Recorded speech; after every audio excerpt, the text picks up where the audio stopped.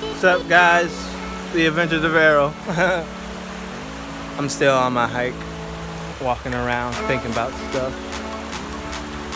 So, I was watching something, I think it was Star Talk with Neil deGrasse Tyson. And somebody asked him about what he thought about alien abductions or abductions by transdimensional or extraterrestrial entities, what have you. And he kind of made a joke out of it, and that's cool too, because there is really no proof of it. And his suggestion was to swipe something off of an intergalactic vessel. Now, that sounds like a great idea, but I've actually known people who kind of made stealing like a career. And kind of one of the first rules is that nice people normally have surveillance systems. So if something can cross time and space, like a millennia's worth of advanced technology, I'm pretty sure they will have a secure security system in place. Not to mention, some claim to be sedated psychically or something like that. And then who wants to end up in moon prison or Zeta Reticula jail? I mean, it's bad enough being in jail on Earth, trust me. But I don't know if you want to steal something from entities that can do things that we can barely even dream of. In addition to that, back to Earth, I know that people are abducted every day by other people. Sometimes they're returned, sometimes they're not returned, and there is often no evidence. And that's with minimum technologically advanced equipment necessary.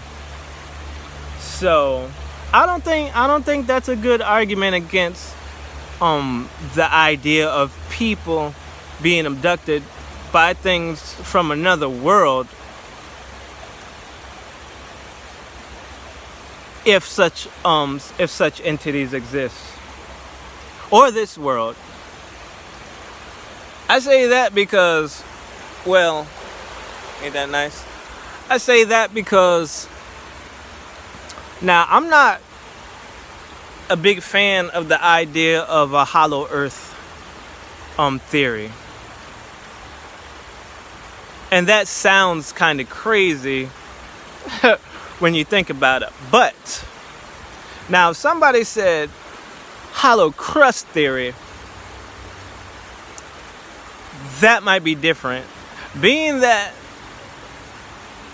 the Earth's crust,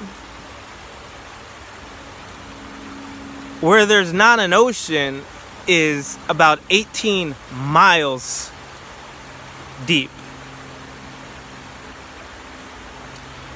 Under the ocean is about 3 miles. And so, well, according to what scientists have calculated. Now, when you talk about caves, see, our own atmosphere goes up for about 2-3 miles. But there are caves that have been discovered where you could fit like a 140-story building in it. I think it's one in Vietnam. I can't think of it right now. And they found it had a whole ecological biosystem habitat inside of it that man has never seen. There's also places that light has never touched, and they found an ecological system there developed over time. I think that one is in Romania. I can't think of the name. But either way, hollow Earth does sound a little crazy if you're talking about going to the middle of the Earth. But how much space does one need, you know what I'm saying, to thrive? Like, caves can get pretty big, and a lot of them we can't even get to. So I don't know about that. I don't know.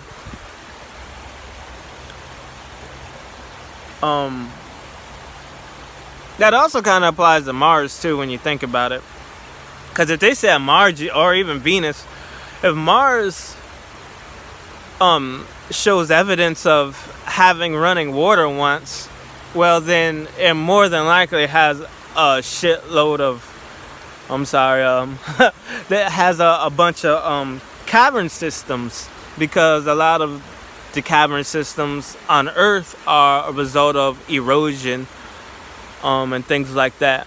Underwater lakes and underwater seas, some that we still actually have here on Earth. And the water goes away, and then you have these large cavernous systems. So I think that applies to Venus also. Sometimes I wonder, we might, if such a thing was possible, we could be the only ones living on the surface of the planets and our solar system, like a bunch of jabronis. Everybody else might just be using the surface of their planet as the atmosphere. I mean, that makes sense to me. I mean, when you go into terraforming, talking about terraforming Mars and building biodomes, why build a biodome when you could just find a cave and seal it off? I actually got that idea from the movie Evolution. Yeah, you know, Evolution. I think it had the Sprite guy in it. If you're younger, you don't know about the Sprite guy, but he was on Everybody Hates Chris a couple of times, I think. I don't know. Anyways, black guy.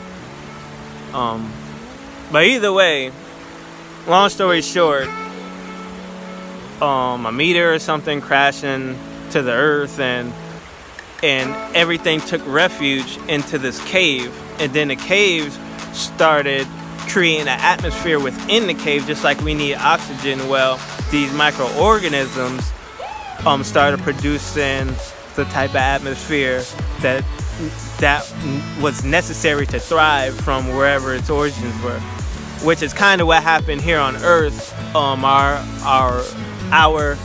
planet, as we know it, was terraformed by microorganisms,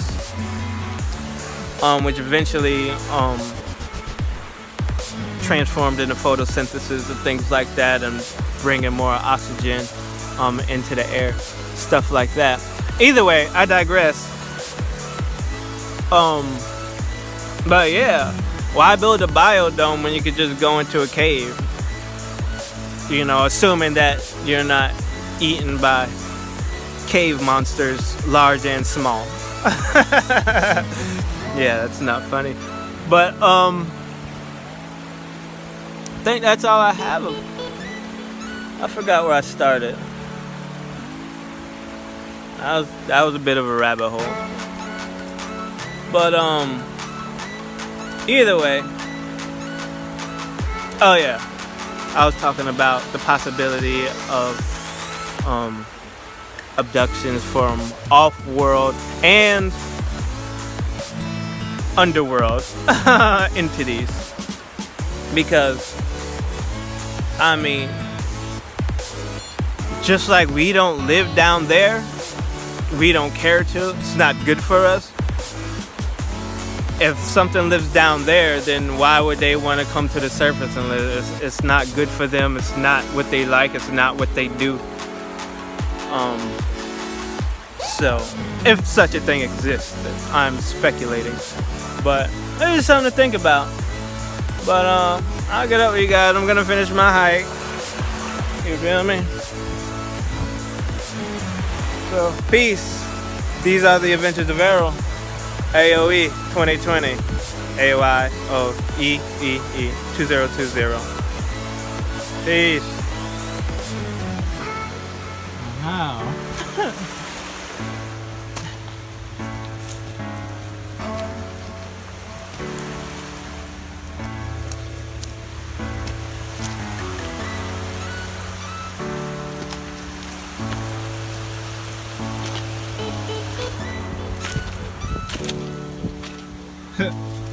Check it out. I didn't do any of this, by the way. I just do everything sometimes. Welcome to Polk County, Florida. Equatorian red bananas. Pretty cool, right?